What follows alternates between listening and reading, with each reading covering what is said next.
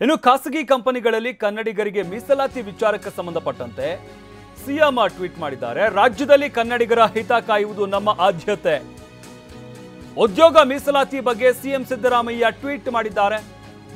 ಆಡಳಿತಾತ್ಮಕ ಹುದ್ದೆಗಳಿಗೆ 50% ಮೀಸಲಾತಿ, ಆಡಳಿತಾತ್ಮಕವಲ್ಲದ ಹುದ್ದೆಗಳಿಗೆ 75% ಕನ್ನಡಿಗರಿಗೆ ಮೀಸಲಾತಿ ವಿಧೇಯಕಕ್ಕೆ ಸೋಮವಾರ ಸಂಪುಟ ಸಭೆ ಒಪ್ಪಿಗೆಯನ್ನು ನೀಡಿದೆ. ಕನ್ನಡಿಗರು ಈ ನೆಲದಲ್ಲಿ ಉದ್ಯೋಗ ವಂಚಿತರಾಗಬಾರದು ಅನ್ನೋ ಕಾರಣಕ್ಕಾಗಿ ಸರ್ಕಾರ ಈ ನಿರ್ಧಾರವನ್ನ ತೆಗೆದುಕೊಂಡಿದೆ. ತಾಯ್ನಾಡಿನಲ್ಲಿ ನೆಮ್ಮದಿಯ ಬದುಕನ್ನ ಕಟ್ಟಿಕೊಳ್ಳೋದಕ್ಕೆ ಅವಕಾಶ ಮಾಡಿಕೊಳ್ಳುವಂತಹ ನಿಟ್ಟಿನಲ್ಲಿ ಅವಕಾಶ ಮಾಡಿಕೊಂಡಿದೆ ಅಂತ ಟ್ವೀಟ್ ಮುಖಾಂತರ ಸಿಎಂ ಈ ವಿಚಾರವನ್ನ ಹಂಚಿಕೊಂಡಿದ್ದಾರೆ.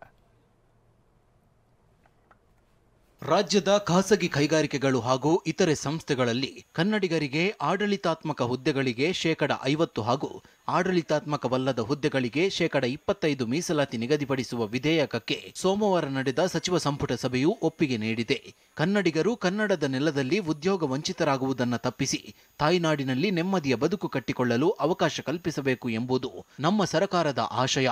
ನಮ್ಮದು ಕನ್ನಡ ಪರವಾದ ಸರ್ಕಾರ. ಕನ್ನಡಿಗರ ಹಿತ ಕಾಯುವುದು ನಮ್ಮ ಆದ್ಯತೆಯಾಗಿದೆ.